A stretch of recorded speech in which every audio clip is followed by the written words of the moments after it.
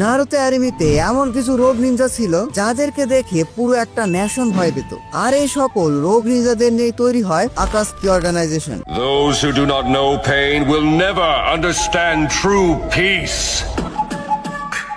Art obsession থেকে শুরু করে ইমমর্টাল সাইকোপ্যাথ সবই ছিল এই গ্রুপে। True art is an explosion! I have already cursed you.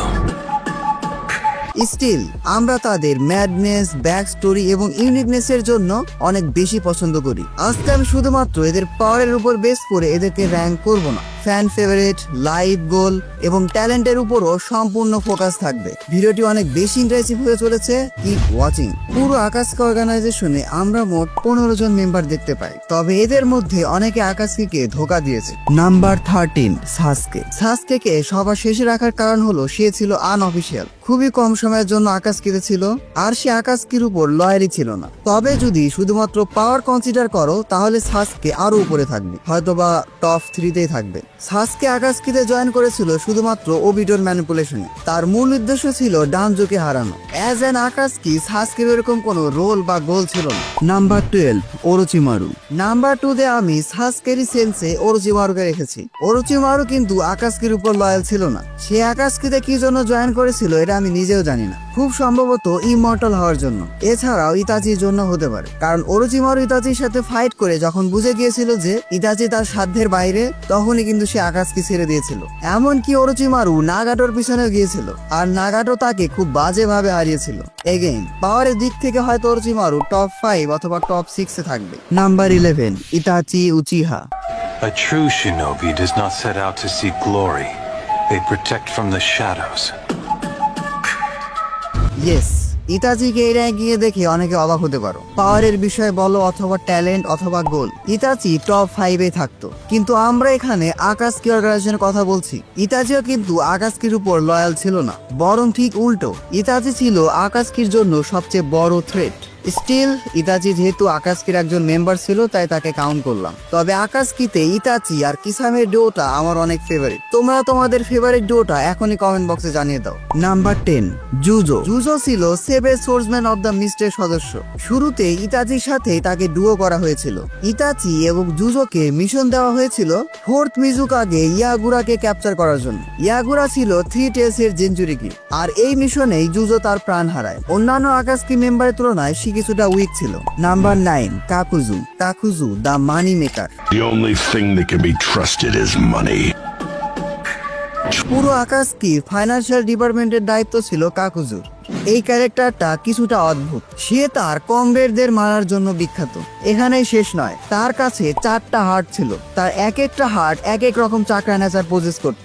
এরকম অদ্ভুত অ্যাবিলিটির জন্য তোমরা কাকুজুকে ইমমর্টালও বলতে পারো। কাকুজুর কাছে বেশ কিছু অদ্ভুত অ্যাবিলিটিও ছিল। প্রথমত তার সিক্রেট ইনার হেয়ার, যেটা তার বডিকে অনেক বেশি ফ্লেক্সিবল এবং ইনডিস্ট্রাকটিভ বানিয়ে দেয়। এছাড়াও সে যে কারো হার্ট চুরি করতে পারে। না, ভালোবেসে হার্ট চুরি করার মতো বিষয় না, আমরা এখানে আকাসকির কথা বলছি। কাকুজু লিটারেলি তার অপোনেন্টস এর হার্ট চুরি করে নিজের মধ্যে রাখতে পারে এবং সেই হার্টের ওনারে চাকরা নেচার নিজের কাজে ইউজ করতে পারে। কাকুজুকে আমার এই লিস্টে রাখার মেইন কারণ হলো তার মানি অবসেশন। আমিও টাকা পয়সা নিয়ে অনেক অবসেসড। টাকা পয়সা আসলে আমার ভালোই লাগে, আর টাকা পয়সা না থাকলে মাথা খারাপ হয়ে যায়।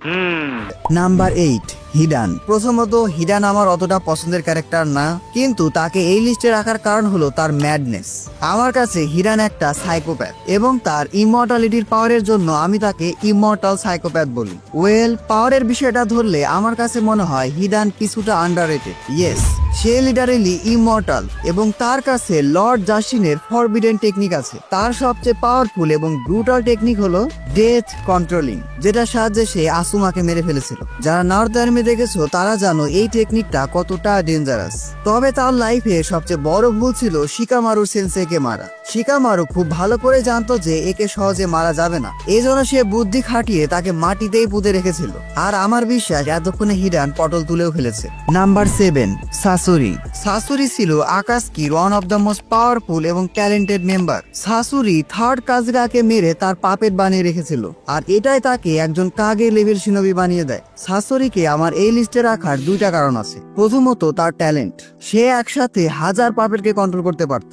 দ্বিতীয়ত তার ব্যাক স্টোরি, একদম ছোটবেলা থেকেই সাসুরি মা বাবার ভালোবাসা পায়নি। সে খুবই লোনলিনেসের মধ্যে দিন কাটিয়েছে। মা বাবা, সেন্সেই, বন্ধু বান্ধব, সামাজিকতা, সে কোনো কিছুই পায়নি। অ্যাজ এ হিউম্যান বিং তার যতটুকু ভালোবাসা এবং আদর পাওয়ার দরকার ছিল সে তার ছিটে ফোঁটাও পায়নি। আর এই বিষয়টা তাকে একটা ট্যালেন্টেড সাইকোপ্যাথ বানিয়ে দিয়েছিল। সে তার আনন্দগুলো পাপেটের মধ্যে খুঁজে পেয়েছিল, আর এই জন্যই আমার কাছে সাসুরি হলো best puppet master in Naruto. আর যদি পাওয়ারের বিষয়ে বলো, অনেকে সাসুরিকে উইক মনে করে কারণ তাকে সাকুরা হারিয়েছে। অনেক ফ্যানে আমাকে বলে যে ভাই, সাকুরা যাকে হারিয়েছে সে কতটা পাওয়ারফুল হবে। তাদের জন্য বলে রাখি, সেখানে কিন্তু সাকুরা ছাড়াও গ্র্যানি চিও ছিল। সেও কিন্তু একজন কাগে লেভেল শিনোবি ছিল। গ্র্যানি চিও এবং সাকুরা ছিল তার জন্য ওর্স্ট অপোনেন্ট। প্রথমত, গ্র্যানি চিওর সাথে তার একটা ইমোশনাল অ্যাটাচমেন্ট ছিল।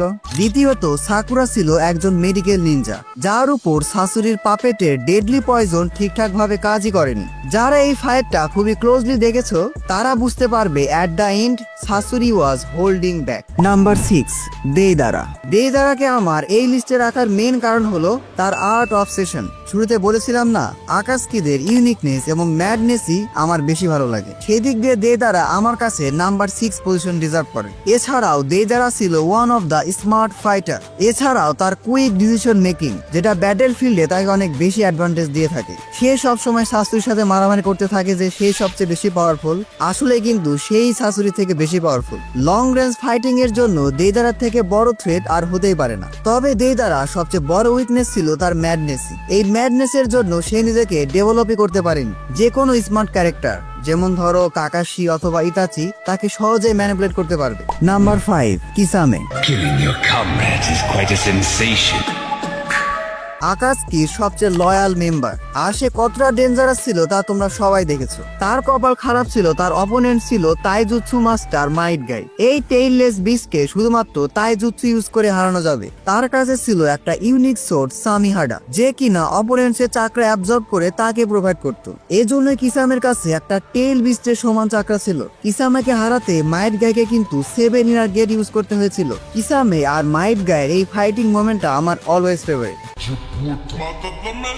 Don't you move.